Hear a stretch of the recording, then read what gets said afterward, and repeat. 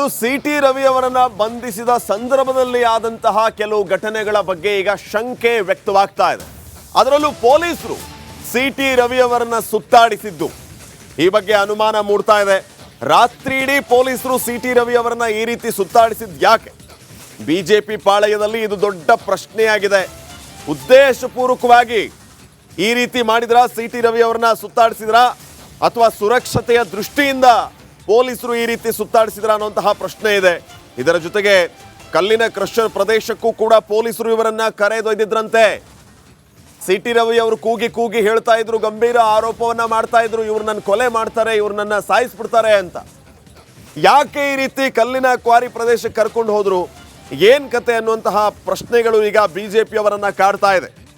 CT. Ravi ಅವರು ರಸ್ತೆಯಲ್ಲೇ ಧರಣಿ ಕೂತಿದ್ರು, ಇದನ್ನ ಪ್ರಶ್ನೆ ಮಾಡಿದ್ರು. ಒಂದ್ ರೀತಿ ಹೈ ಡ್ರಾಮಾನೇ ಕ್ರಿಯೇಟ್ ಆಗಿತ್ತು. ಈಗ ಬಿಜೆಪಿ ಪಾಳಯದಲ್ಲಿ ಕಾಡುತ್ತಿರುವ ಪ್ರಶ್ನೆಗಳು, ರಾತ್ರಿ ಇಡೀ ಪೊಲೀಸರು ಈ ರೀತಿ ಸುತ್ತಾಡಿಸಿದ್ ಯಾಕೆ? ಅದರಲ್ಲೂ ಈ ಕಲ್ಲಿನ ಕ್ರಷರ್ ಪ್ರದೇಶಕ್ಕೂ ಕೂಡ ಅವರನ್ನ ಕರ್ಕೊಂಡು ಹೋಗಿದ್ರು. ನಾಲ್ಕು ಜಿಲ್ಲೆಗಳನ್ನ ಸುತ್ತಾಡಿಸಿದ್ರು. ಬೆಳಗಾವಿ, ವಿಜಯಪುರ, ಬಾಗಲಕೋಟೆ, ಧಾರವಾಡ, ಈ ಎಲ್ಲ ಜಿಲ್ಲೆಗಳಲ್ಲೂ ಅವರು ಸುತ್ತಾಡಿಸಿದ್ ಯಾಕೆ? ಈ ಎಲ್ಲ ಪ್ರಶ್ನೆಗಳಿಗೆ ಇವತ್ತಿನ ಸುದ್ದಿಗೋಷ್ಠಿಯಲ್ಲಿ ಸಿ.ಟಿ. ರವಿ ಅವರಿಂದ ಉತ್ತರ ಸಿಗುತ್ತಾ? ಅವರು ಈ ವಿಚಾರವಾಗಿ ಏನಾದರೂ ಮಾತಾಡ್ತಾರಾ? ನೋಡೋಣ.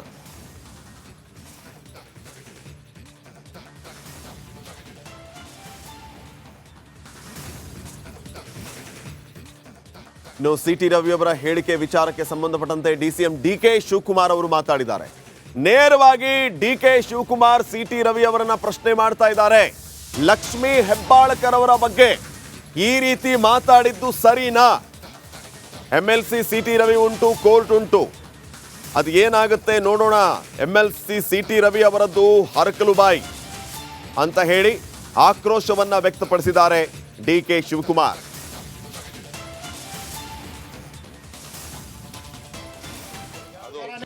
ಕಾನೂನಲ್ಲಿ ಸೇನ್ ಸೆಕ್ಷನ್ ಇತ್ತು. ಕಾನೂನು ಕೋರ್ಟ್ಗೆ ಏನು ಗೌರವ ಕೊಡಬೇಕು, ಕೋರ್ಟಲ್ಲಿ ಏನು ಬೇಕಾದ್ರೂ ಮಾಡ್ತಾರೆ. ಅದಕ್ಕೆಲ್ಲ ನಮ್ಮನ್ನ ನೀವು ಪ್ರತಿಯೊಂದಕ್ಕೂ ಕೇಳಿಕೊಂಡು ನೀವು ಅವರು ಮಾತಾಡಿದ್ದು ಸರಿನಾ ಇಲ್ಲ ಅನ್ನೋದು ಫಸ್ಟು ಅದನ್ನು ಅವ್ರು ಕೇಳಿಬಿಟ್ಟು ಆಮೇಲೆ ಬೇರೆ ವಿಚಾರ ಚರ್ಚೆ ಮಾಡೋಣ. ಅವ್ರ ಪಾರ್ಟಿ ಸಂಸ್ಕೃತಿ, ಅವ್ರ ಲೀಡರ್ ಸಂಸ್ಕೃತಿ, ಕಾನೂನಲ್ಲಿ ಬೇಲ್ ಸಿಕ್ಕೇ ಸಿಗ್ತದೆ, ಎಲ್ಲರಿಗೂ ಗೊತ್ತಿರುವಂಥ ವಿಚಾರನೇ. ಅವರು ಪೊಲೀಸ್ ಅವರಿದ್ದು ಉಂಟು, ಕೋರ್ಟ್ ಉಂಟು, ಅವರುಂಟು, ಅವ್ರು ಮಾಡಿದಂಥ ಅಪರಾಧ ಉಂಟು.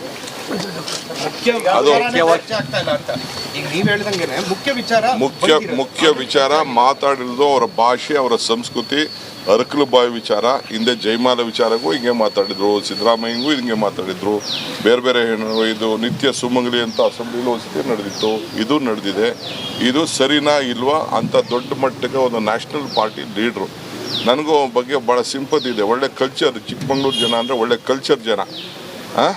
ಆ ಪಾರ್ಟಿಲಿ ಈ ಥರ ಹೆಣ್ಮಕ್ಳ ಬಗ್ಗೆ ಮಾತಾಡೋದು ಸರಿನಾ ಇಲ್ವಾ? ಇಡೀ ಪೊಲೀಸರು ಸಿ.ಟಿ. ರವಿ ಅವರನ್ನ ಈ ರೀತಿ ಸುತ್ತಾಡಿಸಿದ್ ಯಾಕೆ? ಬಿಜೆಪಿ ಪಾಳಯದಲ್ಲಿ ಇದು ದೊಡ್ಡ ಪ್ರಶ್ನೆಯಾಗಿದೆ.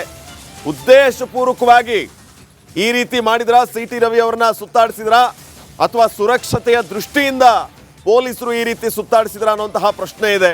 ಇದರ ಜೊತೆಗೆ ಕಲ್ಲಿನ ಕ್ರಷರ್ ಪ್ರದೇಶಕ್ಕೂ ಕೂಡ ಪೊಲೀಸರು ಇವರನ್ನ ಕರೆದೊಯ್ದಿದ್ರಂತೆ. ಸಿ.ಟಿ. ರವಿ ಅವರು ಕೂಗಿ ಹೇಳ್ತಾ ಇದ್ರು, ಗಂಭೀರ ಆರೋಪವನ್ನ ಮಾಡ್ತಾ ಇದ್ರು, ಇವ್ರು ನನ್ನ ಕೊಲೆ ಮಾಡ್ತಾರೆ, ಇವ್ರು ನನ್ನ ಸಾಯಿಸ್ಬಿಡ್ತಾರೆ ಅಂತ. ಯಾಕೆ ಈ ರೀತಿ ಕಲ್ಲಿನ ಕ್ವಾರಿ ಪ್ರದೇಶಕ್ಕೆ ಕರ್ಕೊಂಡು ಹೋದ್ರು, ಏನ್ ಕತೆ ಅನ್ನುವಂತಹ ಪ್ರಶ್ನೆಗಳು ಈಗ ಬಿಜೆಪಿ ಅವರನ್ನ ಕಾಡ್ತಾ ಇದೆ. ಸಿ.ಟಿ. ರವಿ ಅವರು ರಸ್ತೆಯಲ್ಲೇ ಧರಣಿ ಕೂತಿದ್ರು, ಇದನ್ನ ಪ್ರಶ್ನೆ ಮಾಡಿದ್ರು. ಒಂದ್ ರೀತಿ ಹೈ ಡ್ರಾಮಾನೇ ಕ್ರಿಯೇಟ್ ಆಗಿತ್ತು. ಈಗ ಬಿಜೆಪಿ ಪಾಳಯದಲ್ಲಿ ಕಾಡುತ್ತಿರುವ ಪ್ರಶ್ನೆಗಳು, ರಾತ್ರಿ ಇಡೀ ಪೊಲೀಸರು ಈ ರೀತಿ ಸುತ್ತಾಡಿಸಿದ್ ಯಾಕೆ?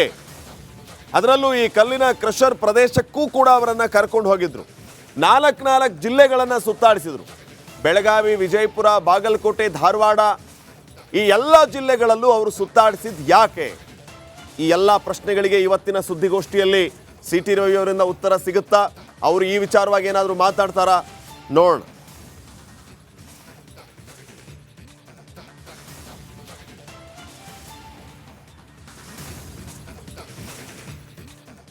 ಇನ್ನು ಸಿ.ಟಿ. ರವಿ ಅವರ ಹೇಳಿಕೆ ವಿಚಾರಕ್ಕೆ ಸಂಬಂಧಪಟ್ಟಂತೆ ಡಿಸಿಎಂ ಡಿ.ಕೆ. ಶಿವಕುಮಾರ್ ಅವರು ಮಾತಾಡಿದ್ದಾರೆ. ನೇರವಾಗಿ ಡಿ.ಕೆ. ಶಿವಕುಮಾರ್ ಸಿ.ಟಿ. ರವಿ ಅವರನ್ನ ಪ್ರಶ್ನೆ ಮಾಡ್ತಾ ಇದ್ದಾರೆ. ಲಕ್ಷ್ಮೀ ಹೆಬ್ಬಾಳ್ಕರ್ ಅವರ ಬಗ್ಗೆ ಈ ರೀತಿ ಮಾತಾಡಿದ್ದು ಸರಿನಾ? MLC CT. ರವಿ ಉಂಟು, ಕೋರ್ಟ್ ಉಂಟು, ಅದು ಏನಾಗುತ್ತೆ ನೋಡೋಣ.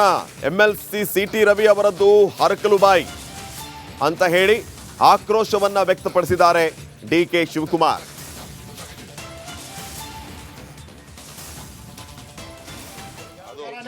ಕಾನೂನಲ್ಲಿ ಸೇನ್ ಸೆಕ್ಷನ್ ಇತ್ತು, ಕಾನೂನು ಕೋರ್ಟ್ಗೆ ಏನು ಗೌರವ ಕೊಡಬೇಕು, ಕೋರ್ಟಲ್ಲಿ ಏನು ಬೇಕಾದ್ರೂ ಮಾಡ್ತಾರೆ. ಅದಕ್ಕೆಲ್ಲ ನಮ್ಮನ್ನ ನೀವು ಪ್ರತಿಯೊಂದಕ್ಕೂ ಕೇಳಿಕೊಂಡು ನೀವು ಅವರು ಮಾತಾಡಿದ್ದು ಸರಿನಾ ಇಲ್ಲ ಅನ್ನೋದು ಫಸ್ಟು ಅದನ್ನು ಅವ್ರು ಕೇಳಿಬಿಟ್ಟು ಆಮೇಲೆ ಬೇರೆ ವಿಚಾರ ಚರ್ಚೆ ಮಾಡೋಣ. ಅವ್ರ ಪಾರ್ಟಿ ಸಂಸ್ಕೃತಿ, ಅವ್ರ ಲೀಡರ್ ಸಂಸ್ಕೃತಿ, ಕಾನೂನಲ್ಲಿ ಬೇಲ್ ಸಿಕ್ಕೇ ಸಿಗ್ತದೆ, ಎಲ್ಲರಿಗೂ ಗೊತ್ತಿರುವಂಥ ವಿಚಾರನೇ. ಅವರು ಪೊಲೀಸ್ ಅವರಿದ್ದು ಉಂಟು, ಕೋರ್ಟ್ ಉಂಟು, ಅವರುಂಟು, ಅವ್ರು ಮಾಡಿದಂಥ ಅಪರಾಧ ಉಂಟು.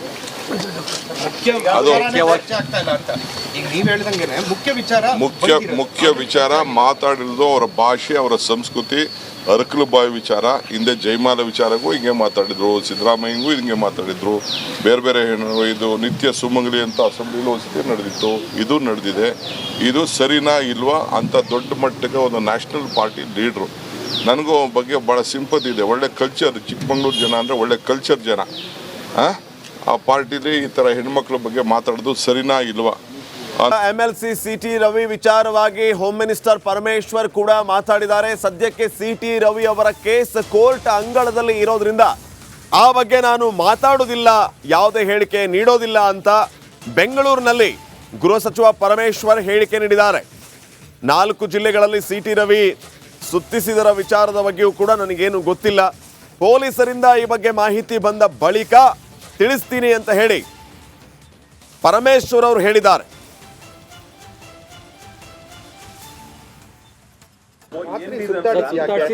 ನಿನ್ನೆ ಮಾಹಿತಿ ಇಲ್ಲ ಅಂತ ಹೇಳಿ ಈಗ ಒಟ್ಟಾರೆಯಾಗಿ ಅವ್ರನ್ನ 4 ಡಿಸ್ಟಿಕ್ನ ಸುತ್ತಾಕ್ಸಿದ್ರಲ್ಲ, ಯಾಕೆ ಅಂತ ಕೇಳ್ತಾ ಇದ್ದೀನಿ ಮಾಹಿತಿನ ಕೇಳ್ತಾ ಇದ್ದೀನಿ. ಮಾಹಿತಿ ಬಂದ ಮೇಲೆ ಹೇಳಿ. ಈಗ matter is before the court. ನಾನು ಯಾವುದೇ ಹೇಳಿಕೆಗಳನ್ನ ಕೊಡೋದಕ್ಕೆ ಹೋಗೋದಿಲ್ಲ. It becomes sub judice. ಆದ್ದರಿಂದ ಯಾವ ವಿಚಾರಗಳನ್ನು ಕೂಡ ಅದರ ಬಗ್ಗೆ ಚರ್ಚೆ ಮಾಡೋದು ಸರಿ ಕಾಣಿಸಲ್ಲ. ಅದರಿಂದ ಯಾವುದೇ ಪ್ರಶ್ನೆಗೂ ಕೂಡ ನಾನು ಅದನ್ನು ಉತ್ತರ MLC CT ರವಿ ವಿಚಾರವಾಗಿ ಹೋಮ್ ಮಿನಿಸ್ಟರ್ ಪರಮೇಶ್ವರ್ ಕೂಡ ಮಾತಾಡಿದ್ದಾರೆ. ಸದ್ಯಕ್ಕೆ CT ರವಿ ಅವರ ಕೇಸ್ ಕೋರ್ಟ್ ಅಂಗಳದಲ್ಲಿ ಇರೋದ್ರಿಂದ ಆ ಬಗ್ಗೆ ನಾನು ಮಾತಾಡೋದಿಲ್ಲ, ಯಾವುದೇ ಹೇಳಿಕೆ ನೀಡೋದಿಲ್ಲ ಅಂತ ಬೆಂಗಳೂರಿನಲ್ಲಿ ಗೃಹ ಸಚಿವ ಪರಮೇಶ್ವರ್ ಹೇಳಿಕೆ ನೀಡಿದ್ದಾರೆ. 4 ಜಿಲ್ಲೆಗಳಲ್ಲಿ CT ರವಿ ಸುತ್ತಿಸಿದರ ವಿಚಾರದ ಬಗ್ಗೆಯೂ ಕೂಡ ನನಗೇನು ಗೊತ್ತಿಲ್ಲ, ಪೊಲೀಸರಿಂದ ಈ ಬಗ್ಗೆ ಮಾಹಿತಿ ಬಂದ ಬಳಿಕ ತಿಳಿಸ್ತೀನಿ ಅಂತ ಹೇಳಿ ಪರಮೇಶ್ವರ್ ಅವರು ಹೇಳಿದ್ದಾರೆ.